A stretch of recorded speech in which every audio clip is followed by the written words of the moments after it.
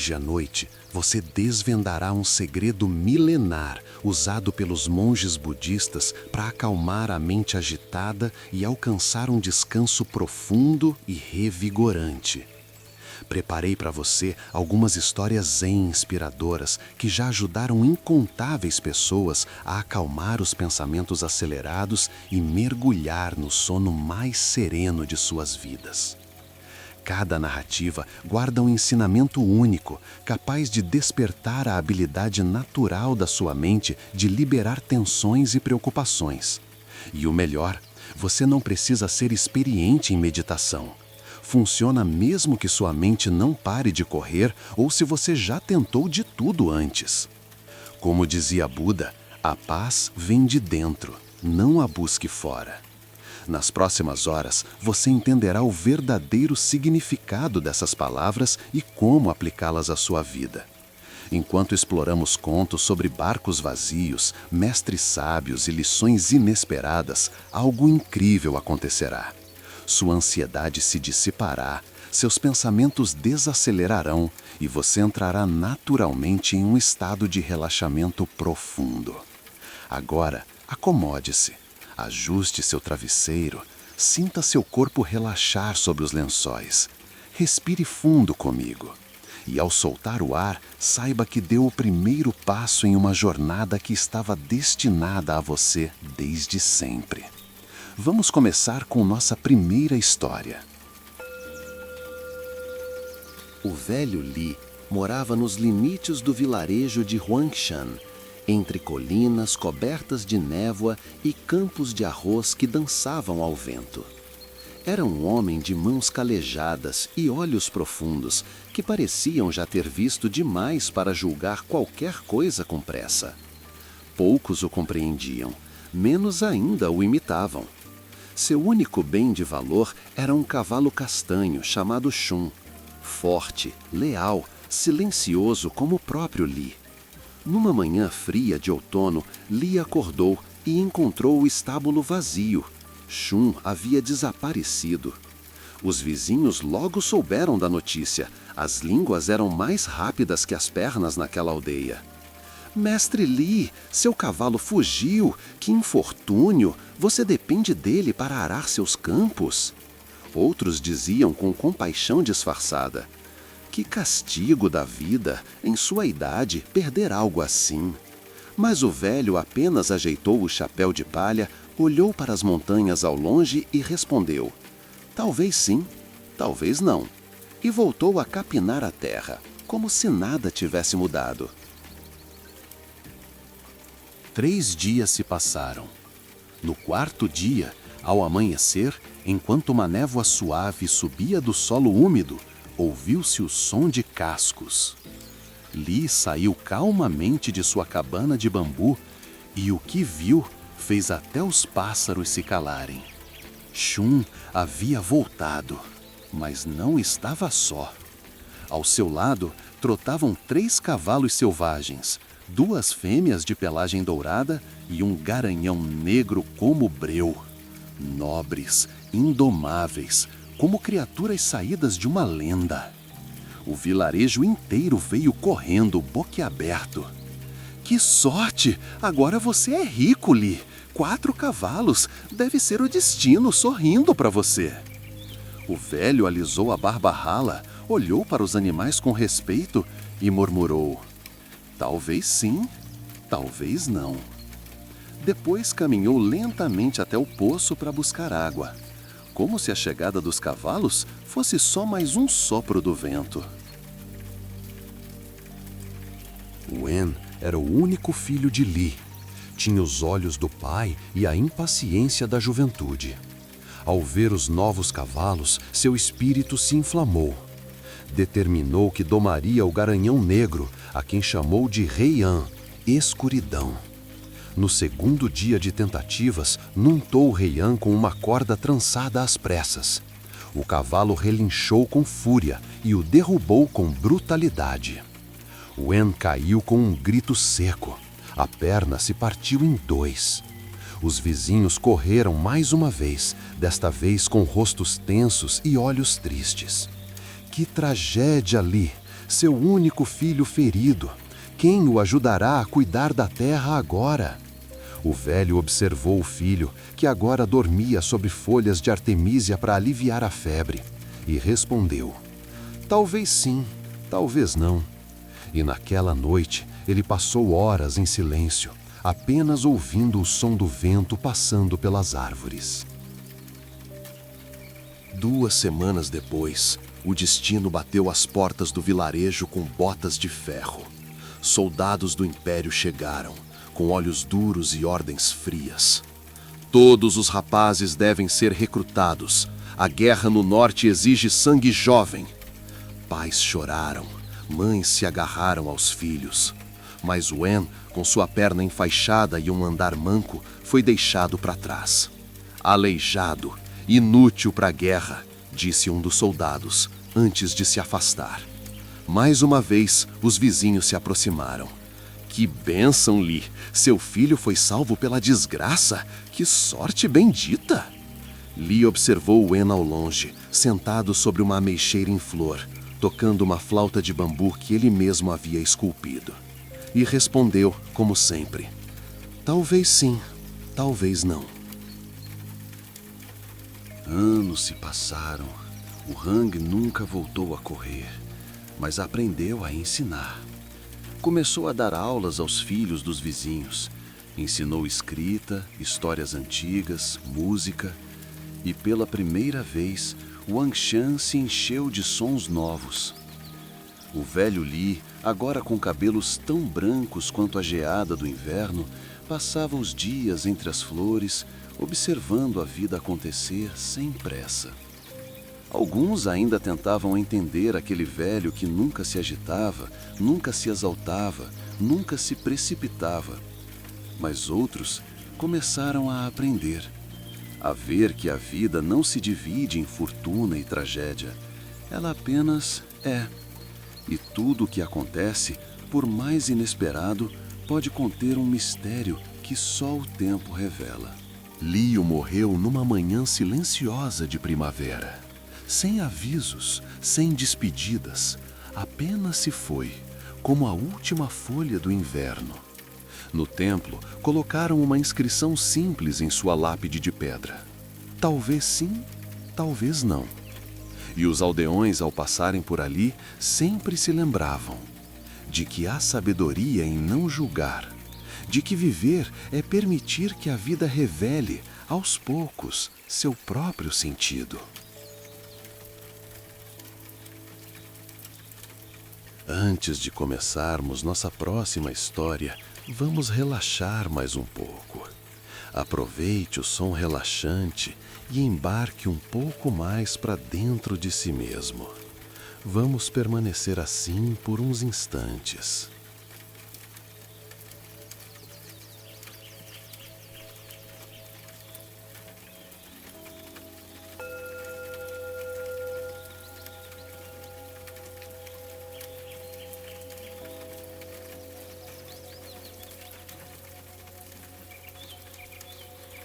Nossa próxima história, baseada em um koan zen, se chama A Xícara Cheia.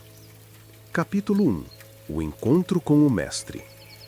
Num final de tarde silencioso, quando o sol repousava sobre as montanhas como um velho monge cansado, um professor universitário caminhava por um caminho estreito, ladeado por cerejeiras cujas flores dançavam no vento. Seu nome era Nakamura. Era um homem instruído, respeitado na academia, conhecido por seu vasto conhecimento em filosofia, religião comparada e lógica. Havia estudado os grandes pensadores do Ocidente e mergulhado nos textos antigos do Oriente. E ainda assim, algo lhe faltava. Havia lido sobre o Zen, não apenas lido, devorado livros, artigos, ensaios, traduções. E quanto mais lia, menos compreendia. O Zen parecia escapar por entre as palavras, como água por entre os dedos. O professor decidiu, então, procurar um mestre vivo. Queria respostas, queria compreender o que era o Zen. Não em teoria, mas na prática. Queria tocá-lo, sentir sua essência. Foi assim que chegou até a casa de um velho mestre zen chamado Nanin. O mestre vivia numa cabana simples, rodeada por bambuzais e pequenas pedras dispostas com precisão em um jardim silencioso. Ao bater à porta, o professor foi recebido com um olhar sereno. O mestre não disse palavra, apenas inclinou a cabeça levemente, convidando-o a entrar. Sentaram-se sobre almofadas no chão. O mestre começou a preparar o chá. Cada movimento era lento, cuidadoso, quase coreografado. O som da água fervendo, o vapor subindo, as mãos envelhecidas escolhendo as folhas com delicadeza. O professor observava tudo com uma mistura de respeito e impaciência. Esperava que o mestre começasse a falar, a ensinar, a revelar segredos antigos. Mas o mestre mantinha o silêncio, como se o próprio silêncio já fosse parte da lição. Mestre, disse o professor, rompendo a quietude, vim aqui para aprender sobre o Zen. Tenho lido muito, mas não consigo alcançar o coração do ensinamento. Os textos são enigmáticos, os koans parecem sem sentido.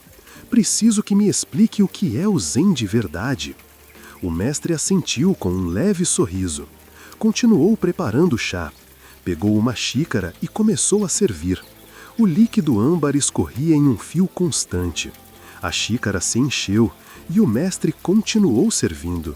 O chá começou a transbordar, escorrendo pela borda, pingando sobre a mesa, molhando a madeira. O professor exclamou: "A xícara está cheia, não cabe mais chá." O mestre parou, olhou nos olhos do professor e disse com voz tranquila: "Assim como esta xícara, você está cheio de suas próprias opiniões, ideias, teorias. Como posso mostrar-lhe o Zen se você não esvaziar sua xícara?" O professor silenciou. Naquele instante, algo dentro dele tremeu. Um leve deslocamento, imperceptível do lado de fora, mas tremendo como um terremoto. Capítulo 2. A desconstrução. O professor permaneceu sentado, encarando a xícara transbordada. O chá agora formava uma pequena poça ao redor da base. O silêncio se espessava. A resposta do mestre não era apenas uma metáfora. Era uma exigência, uma convocação. Esvazie-se. Abra mão de tudo o que você pensa saber. Nakamura tentava reagir, mas todas as palavras lhe pareciam inúteis. Ele havia vindo com perguntas preparadas, com citações dos sutras, com interpretações filosóficas, mas agora nada disso parecia fazer sentido. Sentia-se como uma criança que, ao entrar numa floresta, percebe que nenhum dos mapas que carrega lhe servirá. O mestre levantou-se e recolheu as xícaras. Lavou-as em silêncio. Voltou com um pano seco e limpou a mesa. Cada gesto, novamente, era uma lição. O professor observava. Pela primeira vez, sem querer entender, apenas olhando. O Zen não é algo que possa ser aprendido com palavras, disse o mestre, sem olhar para ele. É como o sabor do chá.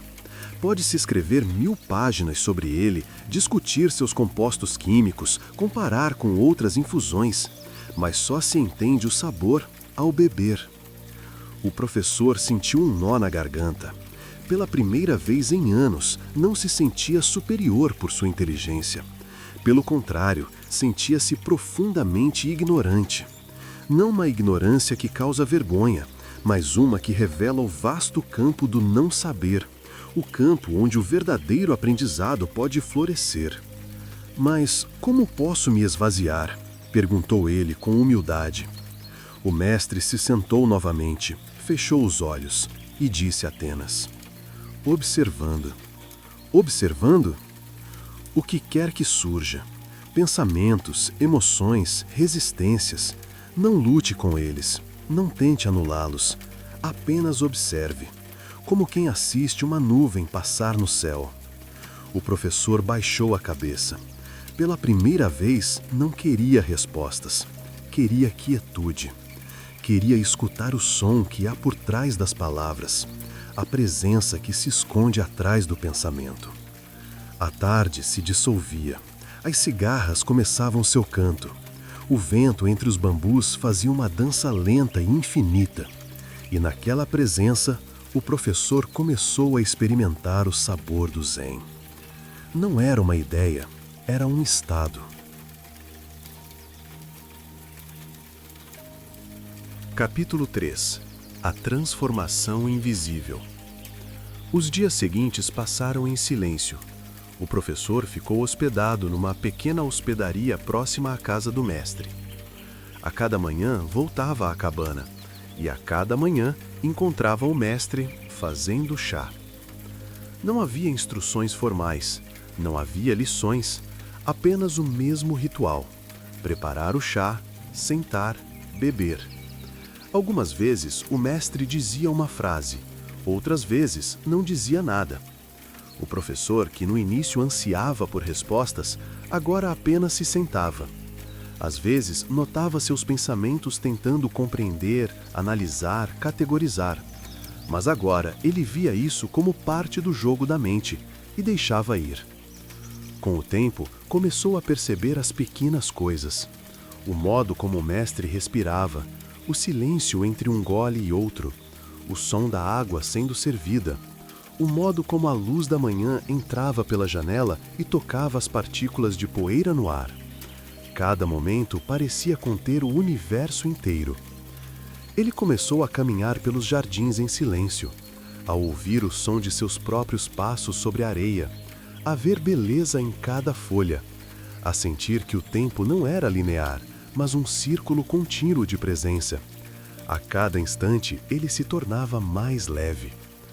Uma tarde, enquanto observava o mestre fazer chá, uma pergunta surgiu em sua mente. E se tudo o que eu sabia era apenas uma forma de me afastar do real? Ele não precisava de uma resposta. A pergunta já era o próprio Zen. Dias depois, antes de partir, o mestre lhe ofereceu uma nova xícara. Estava limpa, vazia, simples. Leve com você, disse o mestre, e lembre-se, sempre que estiver cheio, esvazie-se.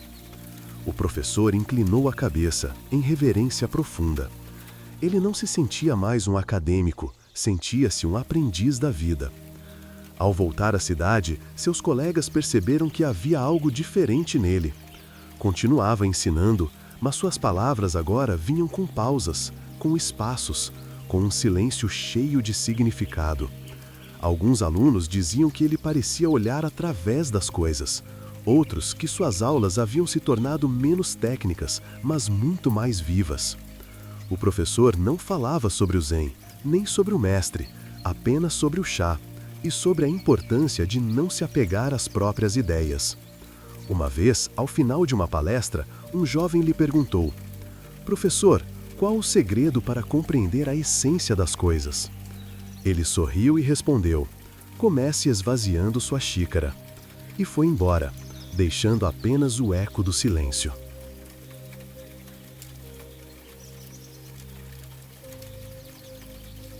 Vamos novamente fazer uma pausa até a próxima história. Respire profundamente. Relaxe. Os pensamentos que surgirem, simplesmente os deixe passar, como uma nuvem.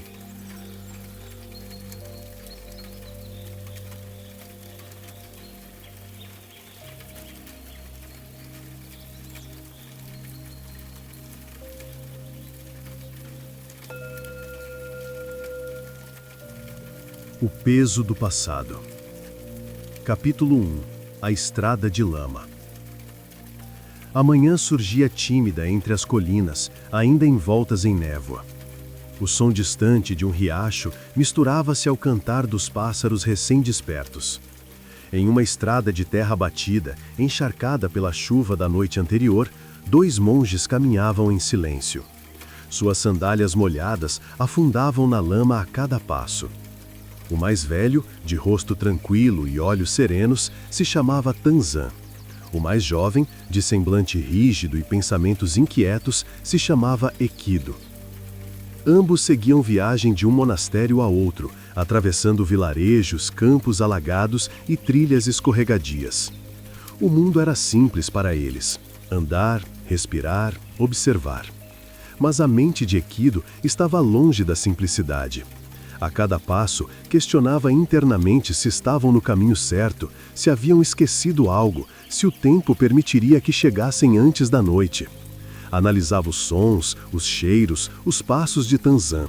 Comparava, julgava. Tanzan, por outro lado, caminhava com leveza, como se a lama fosse parte do caminho e não um obstáculo. Seus olhos contemplavam as árvores encharcadas, os brotos verdes que nasciam entre as pedras, o movimento das nuvens carregadas. Seu silêncio não era ausência de palavras, mas presença em tudo. Ao dobrarem uma curva, chegaram a um pequeno vilarejo devastado pela chuva. A ponte principal que cruzava o riacho havia sido levada pela enxurrada. À margem do lamaçal, uma jovem vestida com delicadeza de cidade estava parada, aflita. Sua roupa era branca, quase transparente de tão molhada. Seus olhos procuravam ajuda, mas ninguém parecia se importar. Ela olhou para os monges e disse com timidez: "Por favor, alguém poderia me ajudar a atravessar? Eu preciso chegar à outra margem, mas não posso sujar meu vestido." Equido a olhou com surpresa. Sabia que monges como ele, obedientes às regras, não deveriam tocar em mulheres, muito menos carregá-las. O simples pensamento de ajudar já lhe causava conflito. A doutrina era clara, a conduta também. E ainda assim, ali estava aquela jovem, indefesa, à espera. Antes que Equido pudesse dizer algo, Tanzan avançou com naturalidade. Sorriu, inclinou-se levemente e com firmeza ergueu a moça nos braços. Atravessou com cuidado o lamaçal, pisando devagar para que ela não se molhasse, e a depositou suavemente do outro lado. "Agora você pode seguir", disse ele. A moça agradeceu com um gesto rápido, visivelmente embaraçada, e partiu sem olhar para trás. Tanzan voltou para o caminho e continuou andando, como se nada tivesse acontecido, como se aquela ação não tivesse qualquer peso.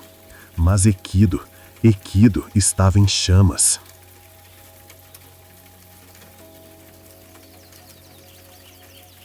Capítulo 2. A carga invisível. O silêncio entre os dois monges tornava-se cada vez mais pesado. Equido não conseguia tirar da mente a cena que acabara de testemunhar. Suas pegadas na lama eram mais pesadas do que antes. Seu corpo parecia carregado, como se, em vez de seguir viagem, estivesse afundando em pensamentos espessos. A imagem de Tanzan erguendo a mulher, tocando-a, carregando-a nos braços, percorria sua mente como uma maré que não recua. Tanzan, porém, seguia como sempre. Seus passos eram suaves, o olhar sereno, o corpo inteiro presente na paisagem. Parava de vez em quando para observar uma flor que resistia ao peso da água, ou para beber da fonte fresca que brotava entre as pedras. Não parecia carregar nada, nem mesmo o peso do próprio corpo. Era como se sua alma estivesse tão limpa quanto o céu após a tempestade. Equido, por outro lado, carregava um fardo. E esse fardo não estava em suas mãos, nem em seus ombros, mas dentro da mente. Ele repassava os preceitos da ordem, as regras dos antigos mestres, os ensinamentos que lhe haviam sido repetidos tantas vezes. Evite o contato com o mundo exterior, preserve a pureza do coração e da conduta.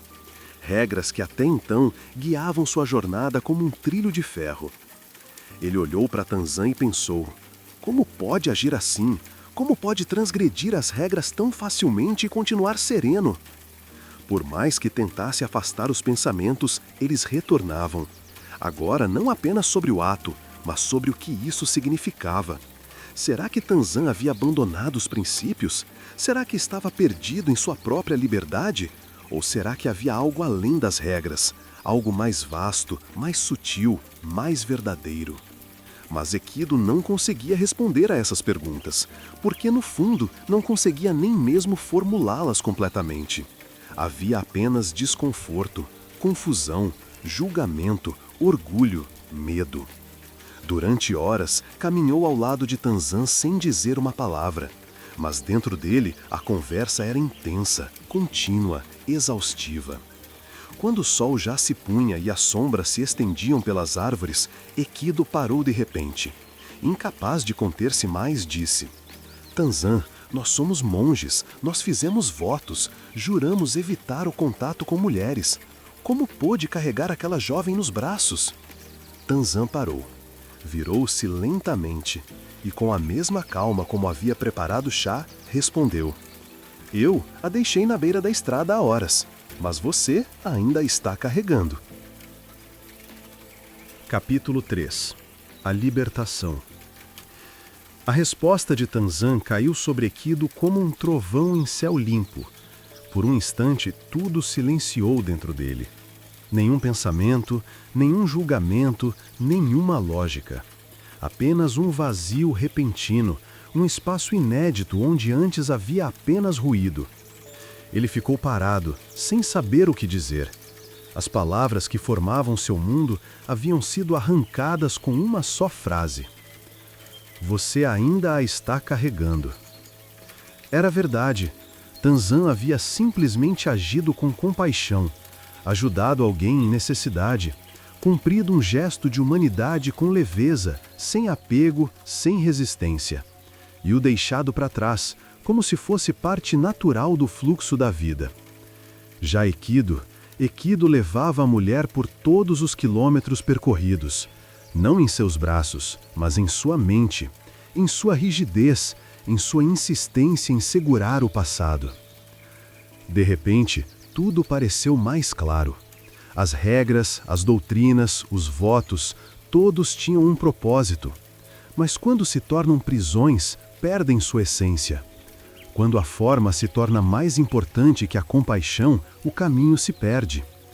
Tanzan não havia violado nada, havia cumprido o verdadeiro espírito do caminho: agir com presença, com sabedoria, com liberdade interior. Equido sentou-se à beira da estrada. Precisava respirar. O céu escurecia, mas dentro dele uma pequena luz começava a brilhar.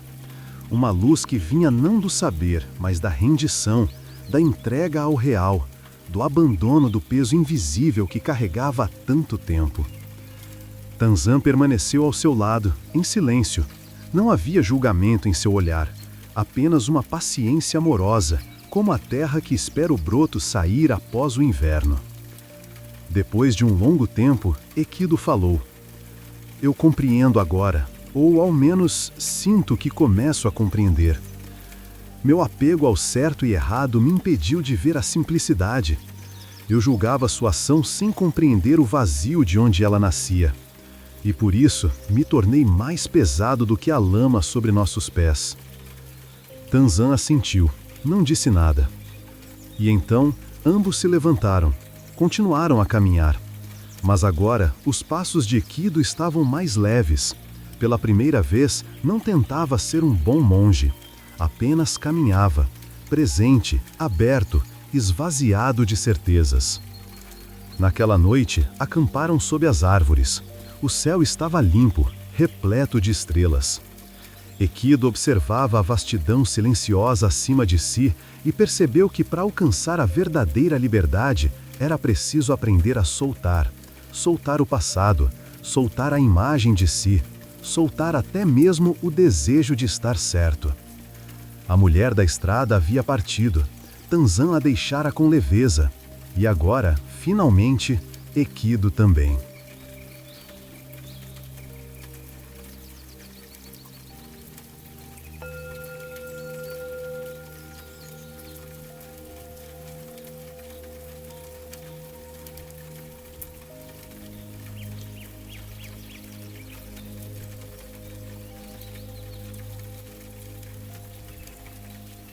Nossa próxima história é chamada Nada a Dizer, inspirada no koan If You Love, Love Openly.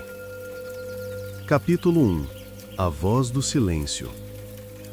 Hakuin era um mestre respeitado em todo o Japão.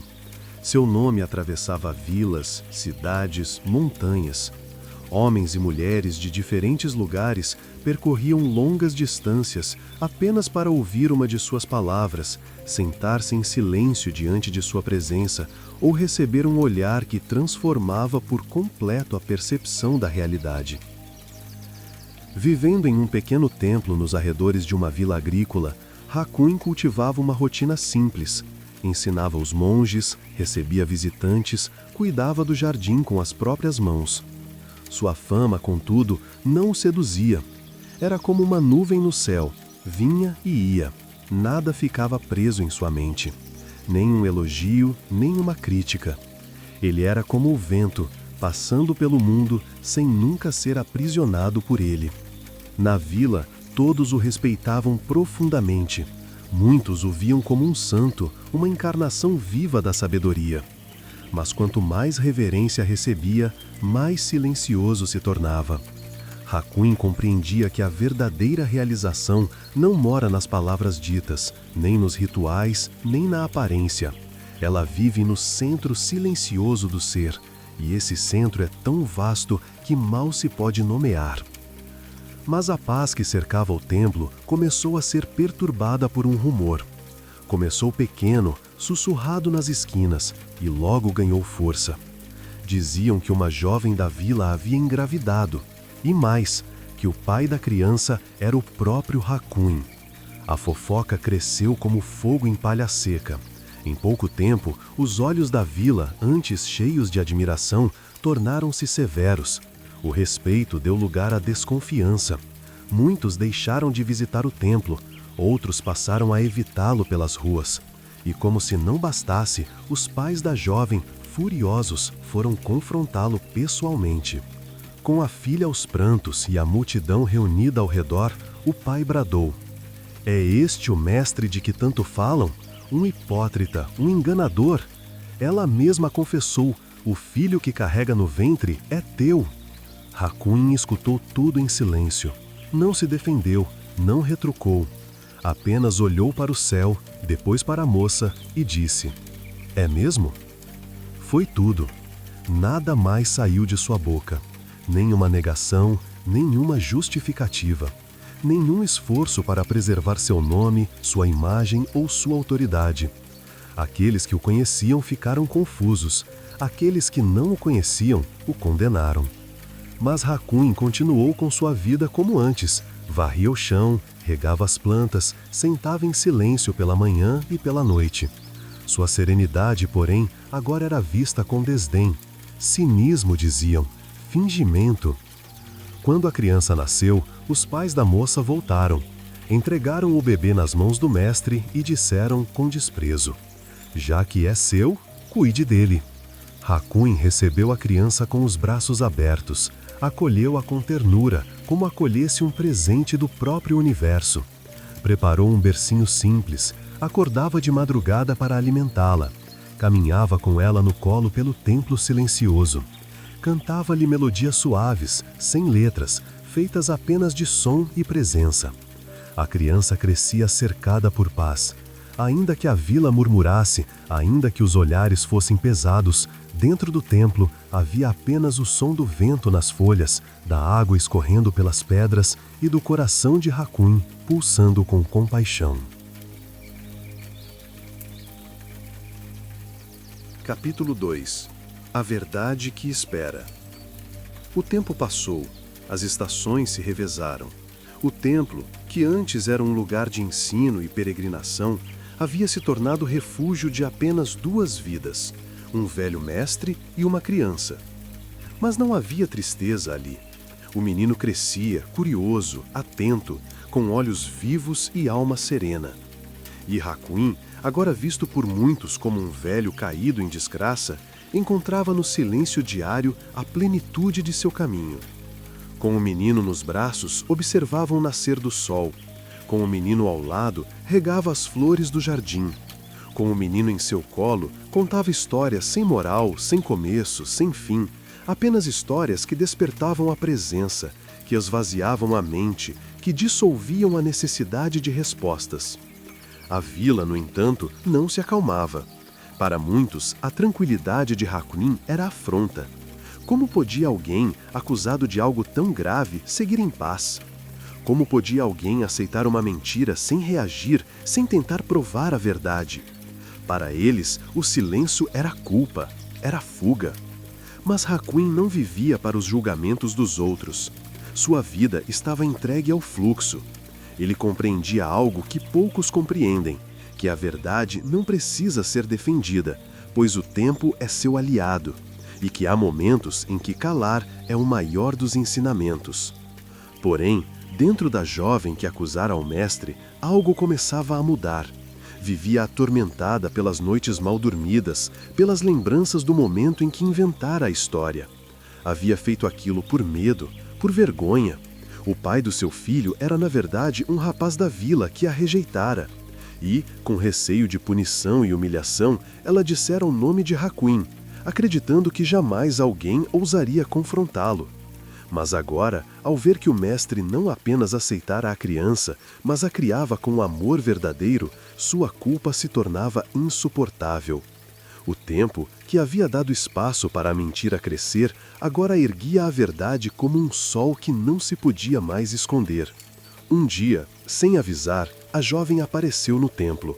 Estava com os olhos inchados de tanto chorar. Ajoelhou-se diante de Hakuin e, com a voz embargada, confessou: "Perdoa-me, eu menti, meu filho não é seu. Foi o medo que me fez falar seu nome. E mesmo assim, você cuidou dele melhor do que eu seria capaz." Hakuin olhou para ela com a mesma serenidade de sempre. Passou os dedos pelos cabelos do menino que dormia tranquilo. E respondeu: "É mesmo?" Não havia rancor, não havia ironia. Havia apenas a constatação da impermanência das palavras, das formas, dos julgamentos. Tudo muda, tudo se desfaz. E aquilo que permanece não pode ser dito, apenas vivido. Capítulo 3. A liberdade de ser ninguém. Quando os pais da jovem souberam da confissão, voltaram ao templo.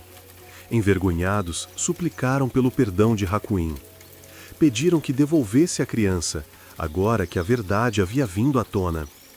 Hakuin não hesitou. Com a mesma leveza com que havia recebido o bebê meses antes, agora o entregava de volta. Sem apego, sem drama. Beijou-lhe a testa, envolveu-o numa manta e estendeu os braços com gentileza. "Cuidem dele bem", disse. E voltou a regar as flores, como se nada tivesse acontecido. Mas algo havia acontecido.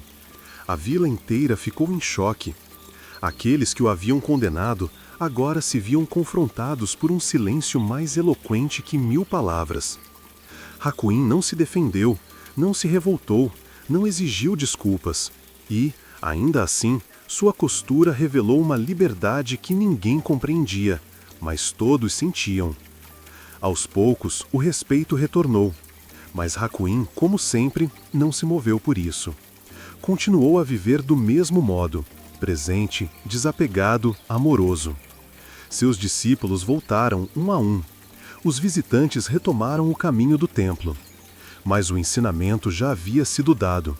Um ensinamento sem palavras, um ensinamento que dizia: se ama, ame abertamente. Se vive, viva com plenitude. E quando nada houver a dizer, apenas esteja. Certa vez, um jovem monge lhe perguntou: "Mestre, como foi possível suportar tudo isso em silêncio?" Hakuin respondeu: "Quando alguém me chama de pedra, eu não preciso virar areia para provar o contrário. O que é, é. O que não é, se dissolve por si." O jovem impressionado disse: "Mas não é difícil ser julgado injustamente?" E o mestre sorriu. Difícil é carregar o peso de precisar ser compreendido o tempo todo. Na velhice, Hakuin era ainda mais silencioso do que antes, mas seus olhos brilhavam como os de uma criança. Vivia como se já tivesse morrido para tudo que fosse ilusão. Já não era mestre, nem sábio, nem acusado, nem inocente. Era apenas um homem simples, regando flores num jardim onde o tempo não importava. E talvez esse tenha sido o maior de todos os seus ensinamentos. Não a sabedoria que impressiona, mas a liberdade de ser ninguém. Vamos ao nosso momento de pausa. Respire profundamente.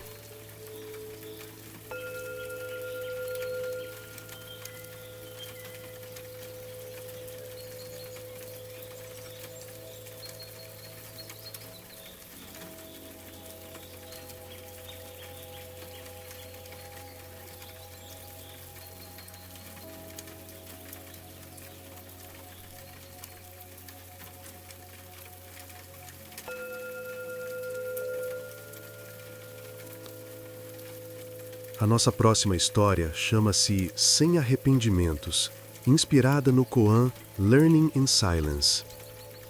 Capítulo 1. O Caminho da Montanha. Tanzan e Ekido caminhavam juntos por uma estrada de terra após uma longa temporada de chuva. O chão ainda estava úmido. As nuvens, embora dissipadas, deixavam no ar um aroma denso de folhas e lama. O céu, entreaberto, deixava raios de luz tocarem suavemente o mundo. Era início de outono.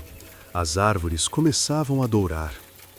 Tanzan caminhava com passos tranquilos, as mãos cruzadas atrás do corpo, o olhar atento ao entorno. Ekido, mais jovem, mantinha-se ereto, silencioso, observando o mestre com admiração contida. Ambos eram monges, mas o tempo e a experiência os separavam como a montanha separa o vale. A trilha os levou a uma pequena vila. À entrada, um riacho impetuoso descia das colinas, transbordado pelas chuvas recentes. A ponte que ali havia sido levada pela correnteza. Atravessar o riacho era agora uma tarefa difícil, especialmente para os camponeses, que tentavam manter seus pertences secos, e para as mulheres, que hesitavam em molhar suas vestes e se arriscarem entre as pedras escorregadias. Entre essas pessoas, uma jovem em kimono de seda se destacava. Carregava um embrulho fino e mantinha o olhar fixo na água revolta, hesitante, aflita. Cada vez que tentava avançar, recuava. Os moradores passavam, alguns ajudavam como podiam, mas ninguém oferecia solução. Tanzan parou, observou, e então, sem hesitar, aproximou-se da moça, fez-lhe uma breve reverência e disse: "Permita-me ajudá-la." Sem esperar resposta, agachou-se e com firmeza e delicadeza a ergueu nos braços. Atravessou o riacho com passos largos, pisando com segurança nas pedras que mal se viam sobre a correnteza. Do outro lado, colocou-a no chão com cuidado. Ela sorriu, surpresa, agradeceu com um gesto silencioso e seguiu o caminho. Ekido, do outro lado do riacho, observava. Seus olhos estavam arregalados, não pela força da água, mas pela atitude do mestre. Não disse nada, apenas cruzou o riacho atrás dele, em silêncio. Continuaram a caminhada por horas. As árvores sussurravam com o vento, pássaros riscavam o céu. O silêncio entre os dois, antes confortável, agora parecia carregar uma tensão contida. Tanzan, porém, parecia em paz. Parava de tempos em tempos para observar uma flor, ouvir a água entre as pedras ou apenas respirar. Quando o sol começava a baixar no horizonte e os dois se aproximavam de um pequeno mosteiro, Ekido não aguentou mais. Parou abruptamente e disse com um tom contido, mas cheio de inquietação: "Nós somos monges, devemos evitar contato com mulheres, muito menos carregá-las nos braços. Como pode fazer aquilo?" Tanzan parou, virou-se devagar, com um leve sorriso nos lábios. Olhou nos olhos do jovem e respondeu: "Eu deixei aquela moça à beira do rio há muitas horas. Você ainda a carrega com você?" Ekido baixou os olhos. Nada disse. E assim, compreendera algo que ainda não sabia nomear. Capítulo 2. O fardo invisível. À noite, no mosteiro, Ekido permaneceu em silêncio. Sentou-se para meditar, como de costume, mas a mente não o deixava em paz. A cena do mestre carregando a moça voltava repetidamente à sua lembrança. A resposta de Tanzan ecoava dentro de si com a força de um trovão suave, desses que não assustam, mas despertam. Eu deixei aquela moça à beira do rio. Por que aquilo o incomodara tanto? Ele, Ekido, Havia se dedicado com disciplina à vida monástica. Jejuava com rigor, evitava o olhar de mulheres por princípio, seguia os votos com fervor, tudo em nome da pureza, da iluminação, da liberação do sofrimento. Mas agora, percebia, estava preso. Preso não aos atos, mas aos pensamentos, à ideia de correção, à expectativa de pureza. Enquanto isso, Tanzan dormia com a leveza de uma pedra no fundo do lago, imóvel, sem desejo de ser outra coisa. Equido saiu do dormitório e caminhou pelos jardins do mosteiro. O céu estava claro e as estrelas brilhavam com serenidade. Sentia que algo estava mudando dentro de si, mas resistia. Havia construído seu caminho com base em regras, princípios, renúncias. Agora, diante do gesto simples do mestre, via que talvez houvesse outra dimensão que ainda não havia tocado. No dia seguinte, Tanzan já estava acordado antes do amanhecer. Preparava chá. Quando Equido apareceu, ainda sem palavras, Tanzan ofereceu uma tigela. O chá está forte hoje, como seus pensamentos, disse sem ironia. Equido sentou-se. Mestre, eu pensei muito sobre o que o senhor fez ontem, sobre como reagiu, sobre o que me respondeu, e não consigo mais ver as coisas do mesmo jeito. Eu me pergunto se todo o meu esforço foi em vão. Tanzan sorriu levemente. O esforço não é em vão, mas ele precisa saber onde repousar. A mente que se agarra ao certo e ao errado é como um pássaro que só conhece a gaiola. Mesmo que a porta esteja aberta, ele teme voar. Equido assentiu, lentamente. E pela primeira vez em muitos anos, sentiu que talvez houvesse liberdade além da obediência. Capítulo 3. O despertar do simples.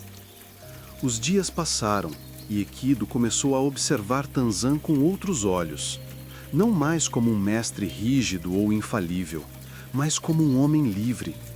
Percebia que sua sabedoria não vinha de discursos ou posturas, mas da maneira como se movia no mundo.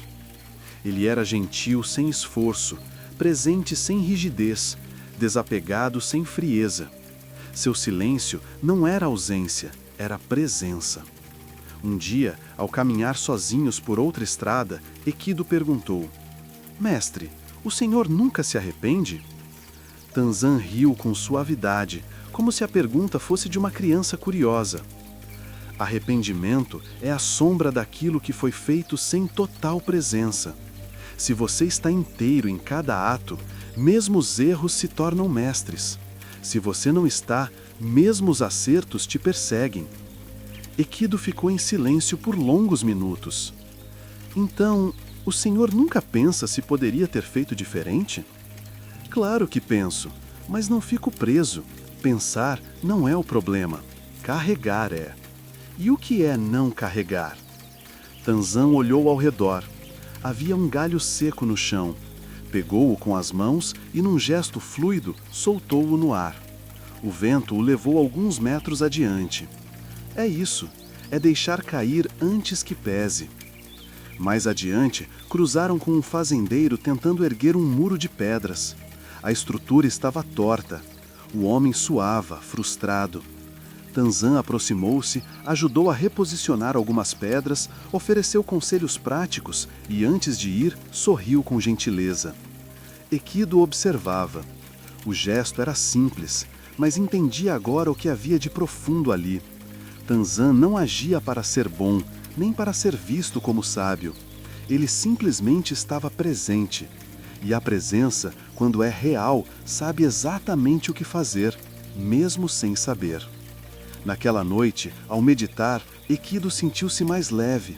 Não por ter encontrado respostas, mas por ter soltado algumas perguntas. Não por ter dominado o caminho, mas por ter parado de tentar controlá-lo.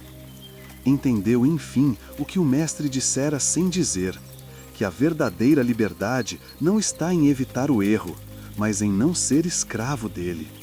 Que carregar o passado, mesmo o mais nobre, é impedir que o presente respire. E que a sabedoria começa não quando tudo está certo, mas quando o coração está limpo. E ali, naquele silêncio sem regras, nasceu a alegria mais profunda que Equido havia conhecido. A alegria de caminhar sem peso, de agir sem máscara, de viver sem arrependimentos.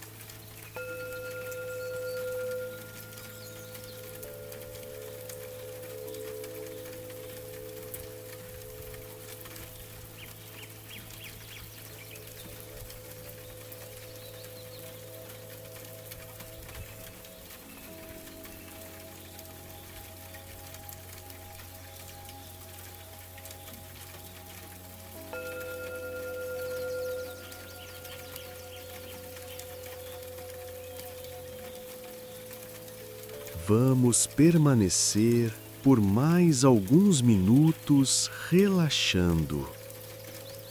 Respire profundamente. Se inscreva no canal e ative as notificações para as próximas histórias e meditações. Dessa forma, o YouTube vai sempre lhe trazer o que você está procurando. Continue relaxando e respirando.